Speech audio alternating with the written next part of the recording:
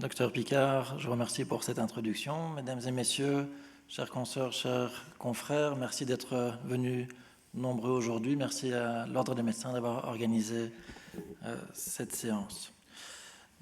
Donc, je vais donc vous parler de cette problématique de demande de séjour pour raison médicale en prenant donc l'exemple du VIH que je côtoie finalement tous les jours, donc par un abord déontologique et de santé publique globale. Donc tout d'abord, revenons à quelques points. Je vais finalement essayer d'apporter des données et des informations qui pourront, j'espère, servir à tous. Donc un petit rappel sur notre code de déontologie médicale. Donc je reprends ici 4 articles. Donc l'exercice de l'art médical est une mission éminemment humanitaire. Le médecin veille en toutes circonstances à la santé des personnes et de la collectivité. Le médecin, donc nous devons soigner avec la même conscience tous nos malades, quelle que soit leur situation sociale, leur nationalité. Nous devons assurer la continuité des soins, c'est un devoir déontologique. Et il appartient à chacun de nous de prendre les mesures nécessaires, suivant les cas, pour assurer cette continuité des soins. Alors si on s'intéresse à la question du sida, donc cette épidémie qui a été mise en évidence début des années 80 touche aujourd'hui près de 40 millions de personnes dans le monde, dont 70% en Afrique subsaharienne. On estime qu'il y a eu environ 2 millions de nouvelles personnes infectées en 2014 et 1,2 million de décès en 2014. Donc cette épidémie est loin d'être endiguée. Donc l'objectif de l'OMS et de l'ONU-SIDA est donc des objectifs du développement durable qui ont récemment été donc proposés en ce qui concerne le sida et d'essayer de faire en sorte que pour 2020, 90% des personnes séropositives connaissent leur séropositivité, que 90% d'entre elles soient sous traitement et que parmi ces 90% aient une charge virale indétectable, sachant qu'en fait, quelqu'un qui a une charge virale indétectable n'est pour ainsi dire plus contagieux, c'est aujourd'hui considéré comme étant la meilleure manière de réduire la transmission et donc de contenir cette épidémie. En appliquant cela, d'après les calculs de l'OMS, on parviendrait à réduire de 2 millions à 500 000 le nombre de nouvelles infections d'ici 2020.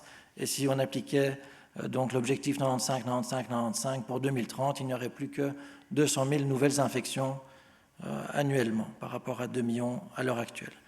Alors ceci permettrait d'éviter 28 millions d'infections dans les 15 ans à venir et cela permettrait d'éviter 21 millions de décès pour les 15 ans à venir et donc de faire en sorte finalement que cette épidémie soit nettement mieux contrôlée et ne soit plus le problème de santé publique qu'il est actuellement.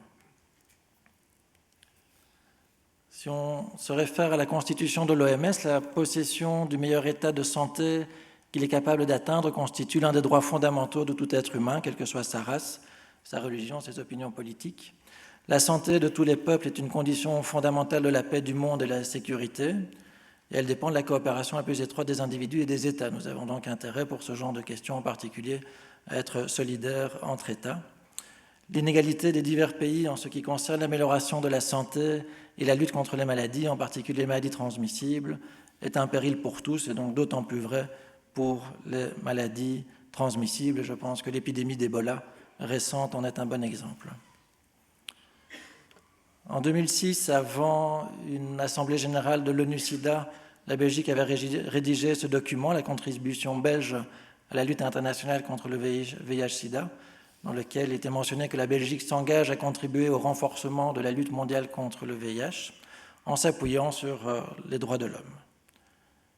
En 2008, un autre document a été édité par le ministère des Affaires étrangères, je suppose, et la coopération au développement, disant donc que le droit à la santé, les soins de santé étaient fondamentaux dans l'approche de la Belgique en ce qui concernait ses projets de coopération au développement et que cela contribue à la lutte contre la pauvreté, à l'amélioration du niveau de vie à laquelle toute population a droit. En 2012, le Sénat de Belgique a entériné une proposition de résolution relative au rôle de la Belgique dans la lutte internationale contre le VIH-Sida.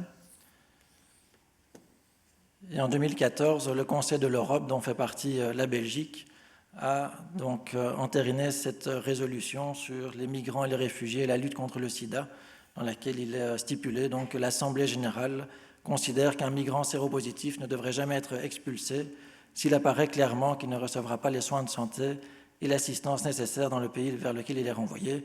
Le fait d'expulser cette personne reviendrait à la condamner à mort. C'est assez clair. Maintenant, la jurisprudence de la Cour européenne des droits de l'homme ne va pas exactement dans le même sens, comme vous allez le voir. Et donc la Convention européenne des droits de l'homme dit dans son article 2 que le droit de toute personne à la vie est protégé par la loi, et dans son article 3, qui est l'article qui est généralement repris comme référence pour les jugements, nul ne peut être soumis à la torture, ni à des peines ou traitements inhumains ou dégradants. Donc la jurisprudence actuelle de la Cour européenne des droits de l'homme fait principalement référence à cet article-ci de haine contre le Royaume-Uni, qui a été jugé en 2008.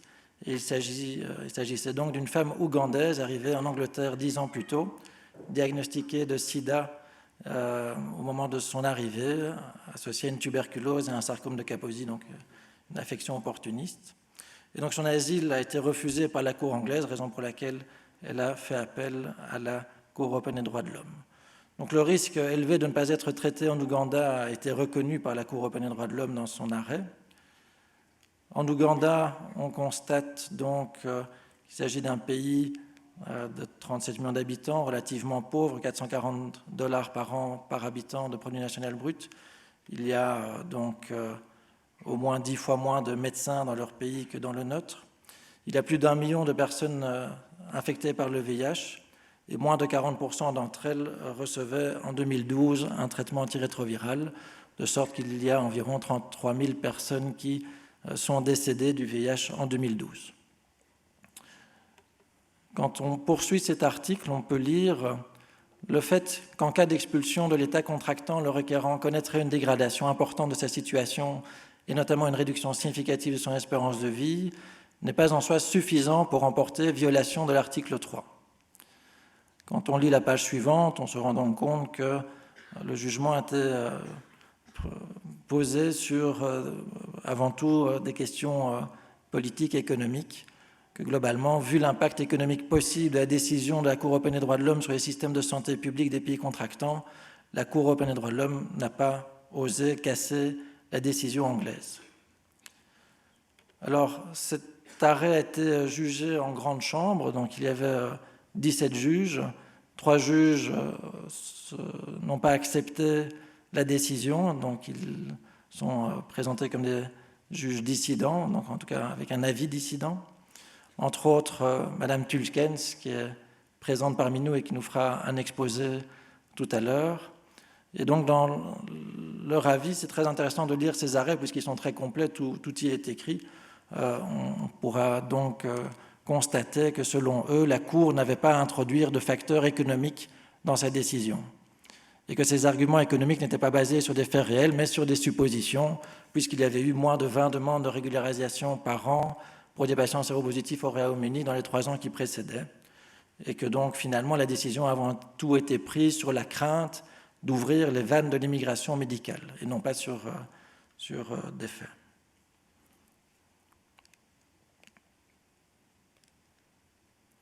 Toujours est-il qu'aujourd'hui, l'Office des étrangers belge utilise cette jurisprudence pour justifier ses refus aux demandes de séjour pour raison médicale.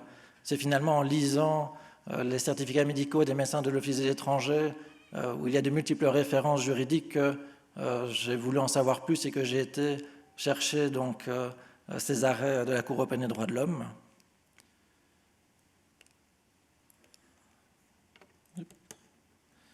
Et alors, la littérature juridique donc s'intéresse également à la question, puisque, par exemple, ici, le professeur Julien Laferrière a écrit un article sur l'éloignement des étrangers malades. Faut-il préférer les réalités budgétaires aux préoccupations humanitaires?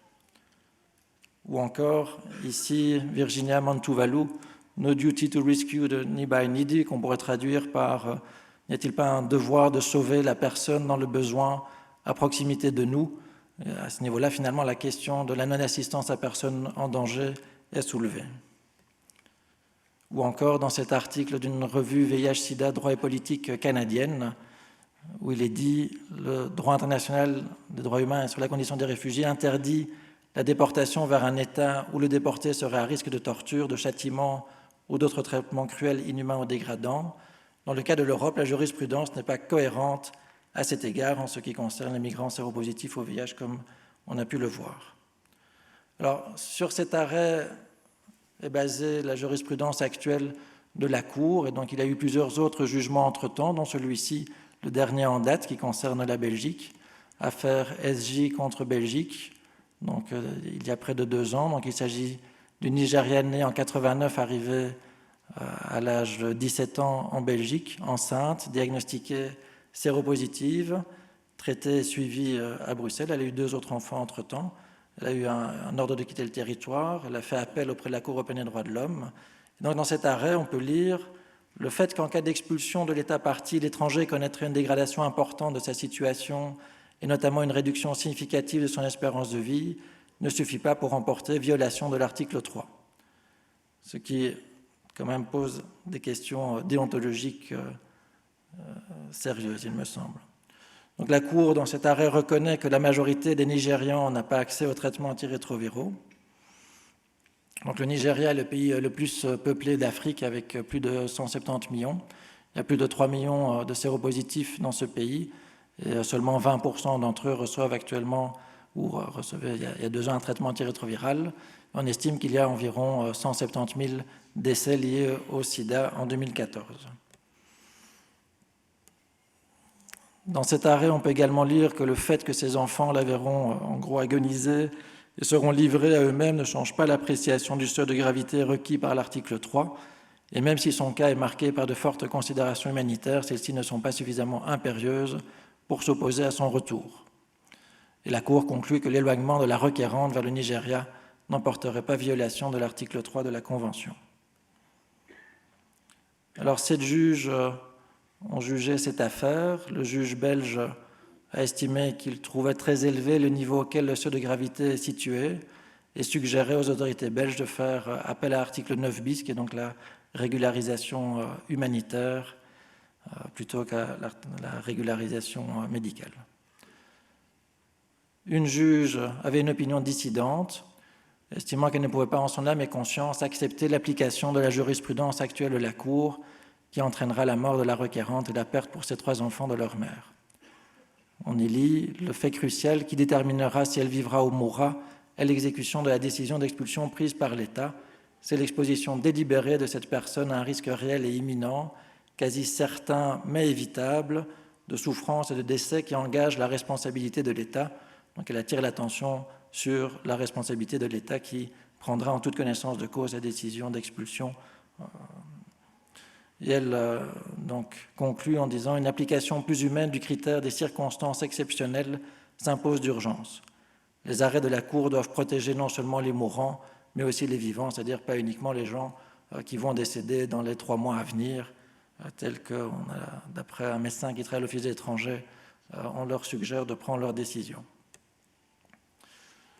Cet arrêt a également été commenté dans la littérature juridique, dans cet article par le professeur Marc Guénaud, qui conclut en disant « Cet arrêt montre que la Cour de Strasbourg est prête à perdre son âme pour aider les États à soutenir leur politique de maîtrise de l'immigration. » Alors, pour la petite histoire, donc, et l'État belge, pour des raisons administratives, et la patiente ont fait appel de cette décision. Il y a finalement eu un accord à l'amiable pour éviter que cette décision soit rejugée en grande chambre, sans doute pour éviter l'évolution de la jurisprudence. Et donc, cette affaire a finalement été radiée. Donc, actuellement, il n'y a pas eu d'évolution de la jurisprudence. L'Office des étrangers utilise donc cette jurisprudence aujourd'hui pour justifier les refus aux demandes de séjour pour raison médicale. Et donc, par exemple, en 2013, il n'y avait que 148 des 9010 demandes traitées qui ont reçu une réponse positive de la part de l'Office des étrangers, encore 90% d'entre elles de manière temporaire. Et la même année, en fait, 316 demandes qui avaient été accordées précédemment n'ont pas été renouvelées. Donc cette année, finalement, 2013, on peut dire que le compte était négatif. Quel est l'impact sur notre cohorte, en tout cas sur nos patients dans notre centre de référence SIDA, où on suit environ 400 patients sur les 3 dernières années.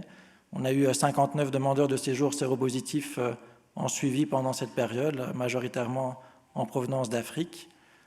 La majorité d'entre eux ne connaissaient pas en fait leur séropositivité avant de migrer. Ils migraient pour d'autres raisons, des raisons politiques ou des problèmes personnels, pour éviter des mariages forcés ou la guerre. Et seulement 9% d'entre eux avaient migré pour un problème de santé. Quelles ont été les réponses aux demandes de séjour pour raison médicale parmi les 45 patients pour qui une demande a été introduite? Donc, pour 53% d'entre eux, la réponse a été négative. On n'a eu en fait aucune réponse positive parmi tous ces patients séropositifs. On a plusieurs patients pour lesquels la demande est encore en attente et plusieurs patients que nous avons perdus de vue. Alors, une des conséquences, évidemment, c'est que nous perdons ces patients de vue. Donc, 18 sur les 59, on ne sait pas ce qu'ils sont devenus. Quelques-uns sont suivis maintenant dans d'autres centres. Évidemment, une fois qu'ils ont un refus à leur demande d'asile et à leur demande de séjour pour raison médicale, ils n'ont plus aucune aide financière, ils se retrouvent en situation illégale et donc il est extrêmement difficile pour eux de poursuivre leur suivi médical. Il faut qu'ils aient des amis qui veuillent bien les abriter pour que, grâce à l'aide médicale urgente, nous puissions encore les soigner. Alors, on peut quand même considérer aujourd'hui qu'il y a une mauvaise utilisation de nos ressources. Ces décisions violent les droits fondamentaux de ces malades atteints d'une infection mortelle. Et donc, ce sont des patients qui prennent beaucoup de temps, d'énergie, puisqu'on se retrouve avec beaucoup de difficultés pour pouvoir garantir la continuité de leurs soins. C'est quand même assez décourageant, malgré tous les courriers, les demandes, les certificats médicaux que nous rédigeons, de constater que la situation de ces patients se dégrade de mois en mois. On a plusieurs patients maintenant qui sont tout à fait à la rue. Après ça, les avocats sont amenés à introduire de multiples recours. Et donc, une fois que l'Office étranger a donné un refus, ils introduisent un recours auprès du Conseil du contentieux des étrangers. Mais à ce niveau-là, le Conseil du contentieux des étrangers voit ces demandes s'accumuler. Souvent, il casse la décision, mais alors l'Office étranger doit reprendre une nouvelle décision. Et donc, il y a une sorte de carrousel induit par ces décisions inappropriées de l'Office des étrangers. Et donc, on peut quand même considérer qu'en respectant les droits de ces malades, ces ressources ne seraient plus gaspillées. On a également parmi nos patients des patients qui sont suivis, qui ont été régularisés dans les années 2000 et qui sont maintenant bien intégrés dans notre société et pour lesquels il n'y a pas de problème et ça n'a pas non plus entraîné un appel d'air.